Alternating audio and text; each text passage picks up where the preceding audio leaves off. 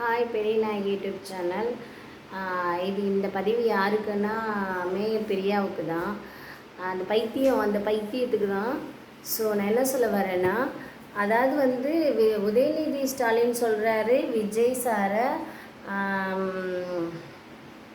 கவர்ச்சியால் தான் ஜெயிச்சிங்க அப்படிங்கிறாரு. So Vijay sir அழகு தான், நான் இல்லைன்னு சொல்லலை.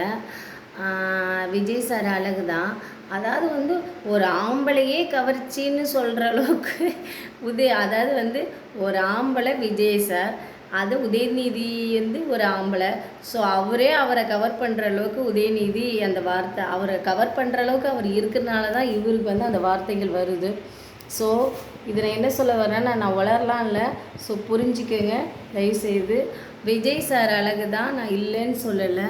பல விதமான தோல்வியை ஏற்க முடியாதனால அவங்க வந்து என்னென்னமோ சொல்லி வளர்கிறாங்க. ஓகே, மேயர் பிரியா பைத்தியம் அது சொல்லுது கவர்ச்சியால் தான் ஜெயிச்சிங்க, நீங்கள் என்ன பண்ணீங்கன்னு கேட்குதே.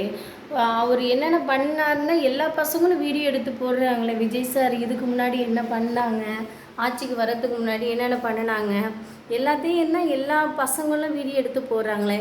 எனக்கே தெரியாது, நிறைய செல்லை பார்த்து தான் தெரிஞ்சுக்கிட்டேன். நிறைய விஷயங்கள் தெரிஞ்சு தான் அவருக்கே நாங்கள் ஓட்டு போட்டோம். அது ஆட்சியில் வராத போதே இவ்வளவு செஞ்சார், ஆட்சிக்கு வந்தால் கண்டிப்பாக செய்வாருன்னு தான் நாங்கள் எல்லாருமே ஓட்டு போட்டோம். உனக்கு கொஞ்சமாவது அறிவு இருக்கா பிரியா? பான்ஸு உன் மூஞ்சி முகரக்கட்டி நீ லிப்ஸ்டிக் பிரச்சனையிலேயே ஆரம்பித்த போதே உனக்கு சீனாயிட்டு. எப்போ பார்த்தாலும் சேகர் பாபு அவர் பக்கத்துலேயே இருப்பா, அவர் பக்கத்தில் இல்லாதனால பைத்தியம் மாதிரி பேசுறியன்னு உன்னை கழுவி எல்லோரும் ஊற்ற போகிறாங்க. நீ ஒழுங்காக இருக்கிற இடத்துக்கு தகுந்தாப்பில் இருந்துக்கிட்டு நீ எப்படியும் அடுத்த இதுலலாம் இருக்க முடியாது. அதனால் வந்து அது வரையும் கொஞ்சம் வாய் அடக்கி இரு.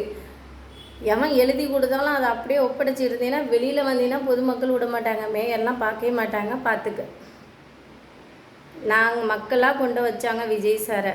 ஸோ மக்கள் என்ன சொன்னாலும் மக்கள் சொல்லுவாங்க, நீ வந்து அடுத்தவன் எழுதி கொடுக்கறத ஒப்பிச்சிக்கிட்டு இருக்காங்க.